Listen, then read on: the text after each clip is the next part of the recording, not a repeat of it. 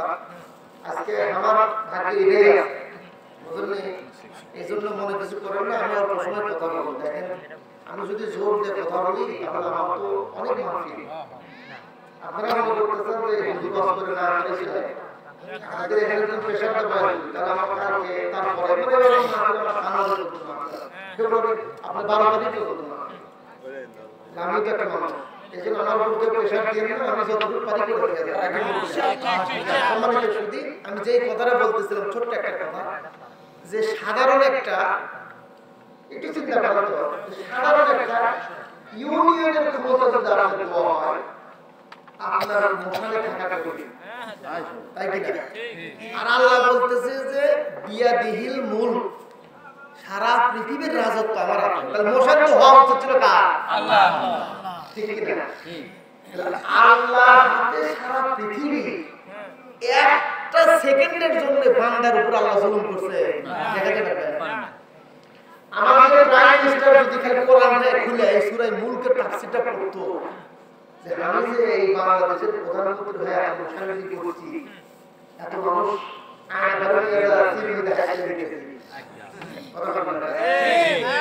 এত মানুষকে গুম করতেছে, শুধু তাই না বাংলাদেশের ইয়ং ছেলেদেরকে যারা আলেম ছিল তাদের মেরুদণ্ড ভেঙে দিয়েছে। যেমন আমাদের মামুনুল হক, তার স্লোগানে এক গোষ্ঠীর একা লক্ষ লোক এক হতো। বাংলাদেশের আমির হামজা এদের তো মাসমাতে দুর্বল করে ফেলা গেছে, কথা ঠিক কি?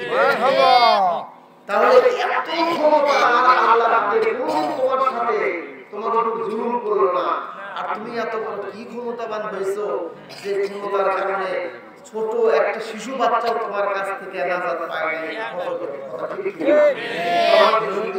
এই জন্য আপনাকে মাথায় রাখতে হবে কি, যে আল্লাহ সারা পৃথিবীর ক্ষমতা কোনদিন আল্লাহ মানুষের উপর, কোনো ব্যক্তির উপর, কোনো মাখলুকের উপর জুলুম করে না। তার মানে আমার হাতে যদি ক্ষমতা আছে, এই ক্ষমতা কিন্তু মূলত আমি না, ক্ষমতা আল্লাহ আমার কাছে দিয়েছে, চলে আমার কাছে রাখার জন্য দিয়েছে, আমানত দিয়েছে। এই আমানতটা আমরা কোন সময় অপব্যবহার করিব না। সম্মানিত সুধী, এখন আমরা আল্লাহকে প্রশ্ন করব কোরআন থেকে, আল্লাহ তুমি যে দাবি করো তাবারাকাল্লাযী বিয়াদিহিল মুলক, তুমি বলতেছো যে সারা পৃথিবীর রাজত্ব তোমার হাতে, তে রাজত্ব যে তোমার হাতে, তাহলে দুই একটা দৃষ্টান্ত দাও, দুই একটা প্রমাণ দেখাও যে আমি সারা পৃথিবীর রাজত্ব আমার হাতে। যেমন উদাহরণ দিলে বুঝবেন, যেমন ইব্রাহিম আলাইহিস সালাতু ওয়াস সালাম নমরুদের কাছে গিয়ে বলতেছে, হে নমরুদ তুমি আল্লাহর উপর ঈমান নিয়ে আসো। নমরুদ যখন ইব্রাহিমের দিকে আল্লাহর দিকে আসে,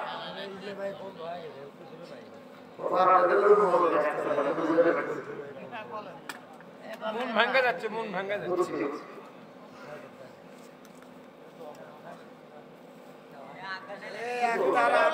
পানি মধ্যে দিয়ে তো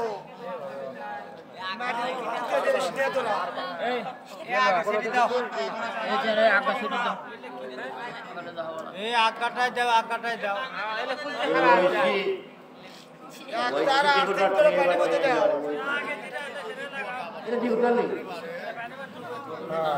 বালতলা দেউটা বলে ঠিক হবে, ভাই ভালো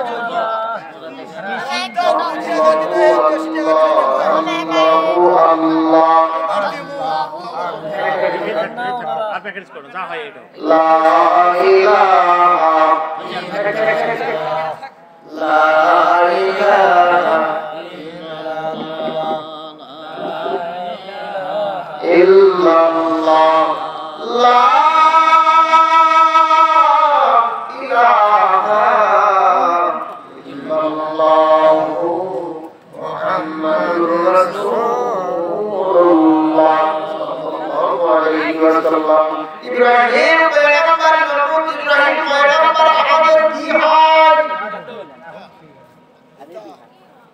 এই বাবা আর বলে না, আবার বলে কোন যা ইব্রাহিম পয়গম্বর মুসলমান জাতি কি হয়? কথা বলে কি পিতা জাতি ইসলাম জাতি জাতি পিতা না কয় কয় আসলে আছে কোন বলতে এরকম বুঝতে পারো না, বুঝতে পারো মুসলমান জাতির পিতার নাম কি?